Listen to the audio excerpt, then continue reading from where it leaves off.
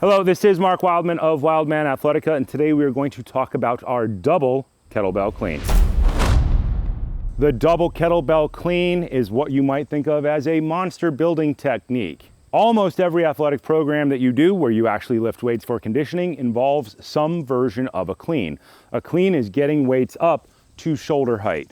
You practice it with barbell, you practice it with kettlebell, with dumbbell, with heavy club, with sandbag, with Atlas stone. Being able to get weights up in front of you is a basic human skill, and you should be very, very good at it. Barbells are amazing for building pure strength, but barbells tend to be semi-expensive, the plates are expensive, and having a place where you can drop weights is expensive.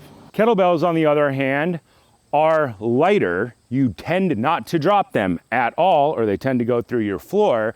So you can do it inside of houses, inside of garages, inside of places where you don't want to break the floor. Fifth floor walk up in New York City, a flat in London. You can do kettlebell cleans in those environments and get 95% of the benefits of doing heavy cleans without the equipment cost and without having to go to a specific location. Making training easy is absolutely key to making sure that you get what you want out of training.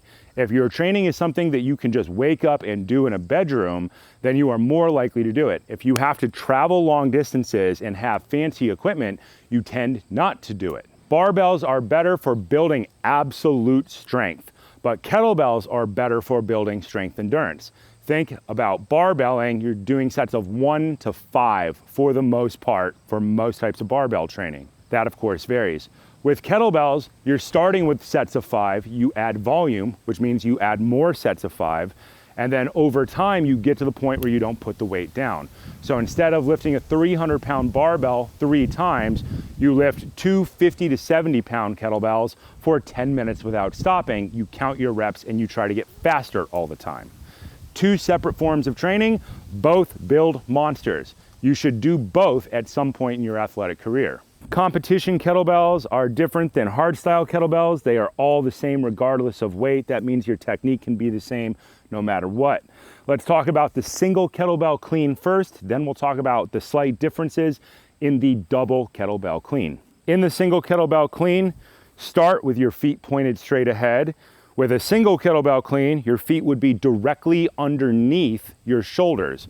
We don't need to be wide because we don't need to do that. We don't need to turn out. Those are techniques that people adapt from barbell, but the whole goal of kettlebelling is to learn to just stand up better. So think about being in a natural standing position. You walk with your feet straight ahead, or you should. Therefore, we want to lift single kettlebells with our feet generally straight ahead. Feet point straight ahead, feet are directly underneath our shoulders, normal standing posture. You need to be good at standing if you want to be good at everything else. Step back 12 to 18 inches, feet are still straight ahead. Thumb points towards the sky, thumb points down. L of your hand goes to the corner, the L of the kettlebell. Push the weight back, snap your hips up, squeeze your glutes at the top. The goal is to stand all the way up. If your knees are bent and your glutes are back, you're probably not standing all the way up. Start by straightening your legs out, tuck your tailbone underneath, squeeze your glutes. If you do not have glutes of steel, your back is probably going to hurt. Push, thumb points back, kettlebell close to the body, snap your hips, stand all the way up. Straight legs, squeeze glutes. Thumb points back at the bottom or down.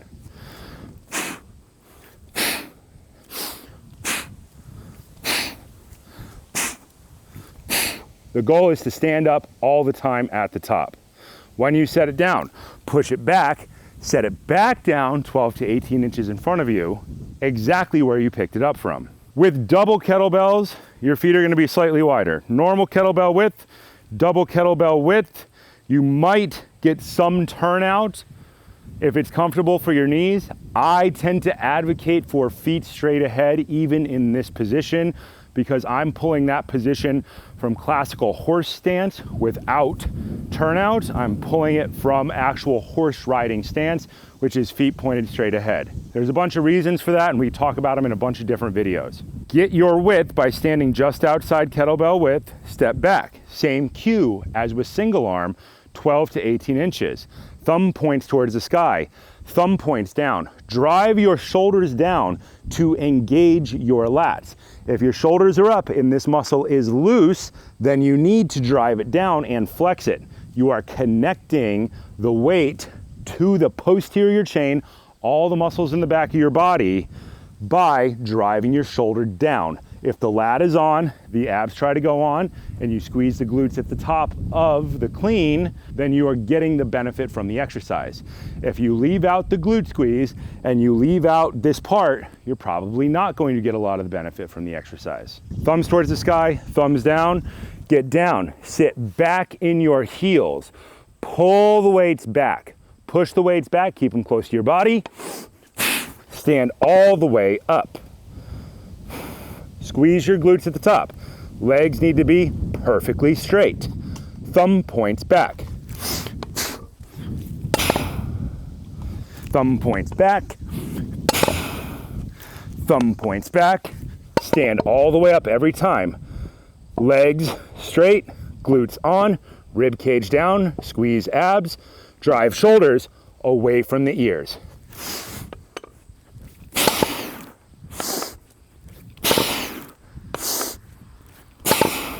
When you set them down, push back, set it down exactly where you picked them up. In the beginning, people will make several errors. When they set up, they will turn out really far and they won't be able to get down effectively. Point your hips generally straight ahead, grab the weights, drive the shoulders away from the ear, and lean back against the weights. You'll see people try to start this with straighter legs and a rounded back. Consider that bad and don't do it. Push your hips back. Your knees should be generally behind the line of your toe. If your knees are in front of the toe and your heel is light on the ground, that's not a good setup. Weight back, lean against the weights, squeeze the lats to get that starting position. Keep the weights close to your body. When you get the weights up, get your fingers out of the way. Squeeze your elbows together. The goal is to make your forearms vertical.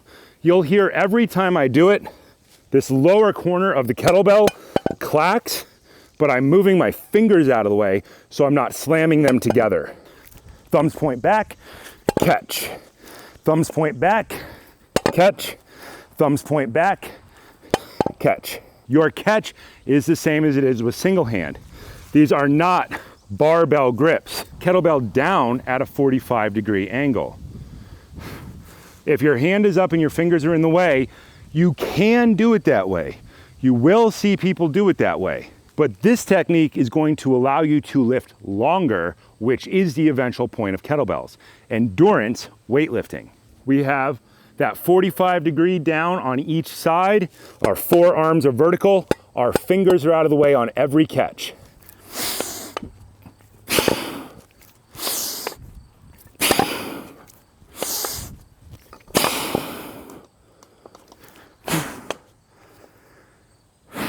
Things that people do wrong. They set up at the beginning wrong. They don't catch with their wrist in the correct position. They don't have their elbows close together. They try to barbell grip it. They try to set it on their shoulders. The other thing that they do, which we're not going to demonstrate with weights because it's a great way to rip your spine out, is instead of keeping your hands close to you, as close to the center of your body as possible, they track down and the weights pass below the line of the knee. Excellent way to destroy your spine. Absolutely do not do that. Keep the weights close to you. For the most part, people will practice single arm clean, single arm swing, single arm clean and press for 3 years before they need to get to double kettlebells. Double kettlebells cost twice as much. You have to have twice as much equipment to do it. If you're gonna do a progression, then you need to have a lot of kettlebells. Competition adjustable kettlebells solve a big money problem. Think about a 24 kilogram kettlebell is costing $150 at the low end plus shipping. They're expensive. An adjustable kettlebell, instead of being one fixed weight, is multiple weights. There are 41 weight adjustments inside of each one of these bells. Each one of these bells costs about $250 to $300. These are the Mark Wildman bells of steel one. The Mark Wildman ones are different from the ones from other companies because the other companies have 19 weights. These have 41 weights. So you can start to treat this like barbelling by micro-loading each bell. We have a ton of videos on this topic. Go watch all of them. Each one of these bells replaces $7,000 to $8,000 worth of equipment, not including shipping. So 2 of these bells costing you $500-600 plus shipping is going to replace $12,000 to $15,000 depending on where you get the bells. For double kettlebells, more weight adjustment is better. These go 12, 12 and a half, 13, 13 and a half, 14, all the way up in half K increments to 32. With equipment like this, there is no reason that people should fail. No reason. The whole point of engineering is to engineer better equipment so that everybody can get what they want out of training. Do your single arm, do a swing program, a clean and press program for probably 3 years before you need to get to double kettlebells. Double kettlebells take away your ability to cheat one side different than the other. Oftentimes when people kettlebell single hand, one side of their spine is more mobile, one side is less mobile. Their technique is slightly different on either side of their body. By going to double bells, you force each side to move the same in order to go up in reps and go up in speed and go up in weight. All the benefits of barbelling, the most important lifts that you do, the squat, the clean, the overhead press, the swing, which is the deadlift analog, the double snatch, all of the benefits of that without ever having to have a lifting platform, without ever needing to travel to do your training. If your training is accessible, it makes sense, and you understand why it's there, you're more likely to do it.